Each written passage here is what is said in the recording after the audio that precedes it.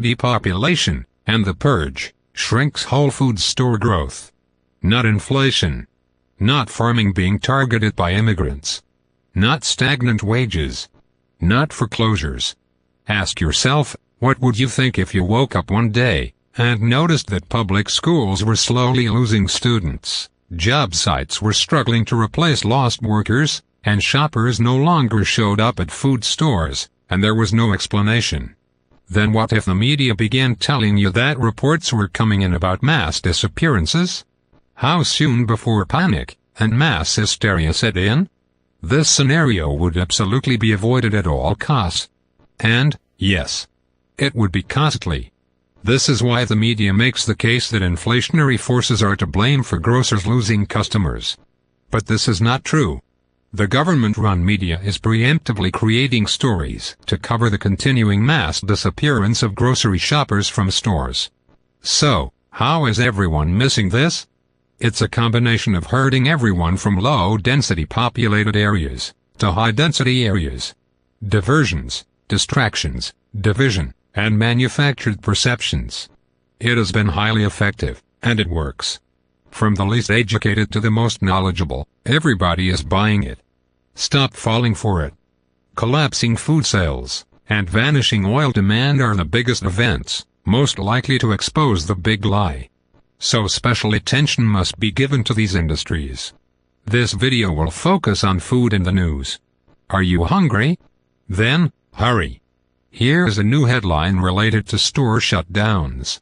More troubling signs for grocers. Another victim of depopulation and purging.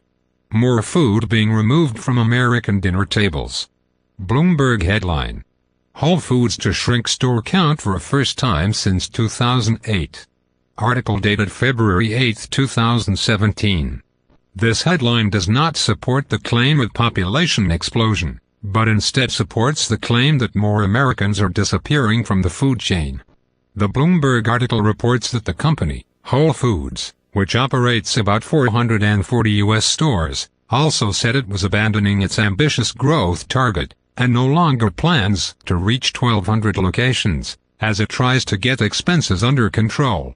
A 1,200 store forecast error of this magnitude would have been based on a population forecasted to exceed 8 billion people by 2025, and 9 billion by 2030.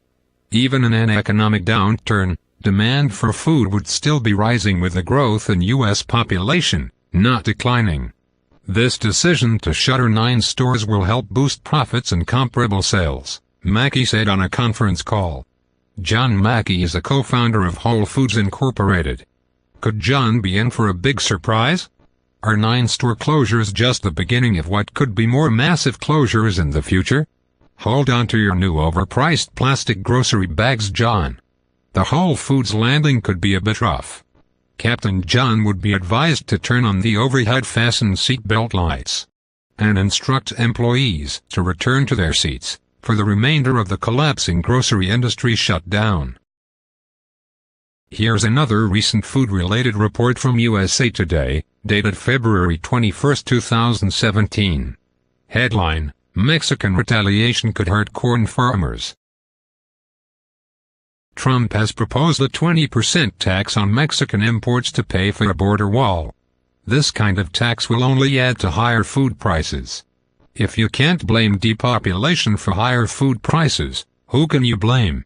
Brown people. Just another case of depopulate and inflate. That is, inflate the price of food to cover why diners are disappearing from restaurants and grocery stores. It's become too costly to eat out or buy groceries. After Black Americans, brown Americans are the next group set to be purged. The wall is just another mind trick. If it isn't depopulation, then what is it? Are people choosing to protest by starving themselves to death? Here's one more headline from Reuters and MSN.com. Americans eat out less as menu prices rise. Penny-pinching diners, and also, disappearing diners, and intense competition from supermarkets have been a growing problem for restaurants. Well, if you can't blame depopulation, or immigrants, then simply blame those cheap Americans. It's just another example of what happens when depopulation, and the purge, meets inflation. You get disintegration stagflation. Let's bring this to a close with two movie titles that come to mind.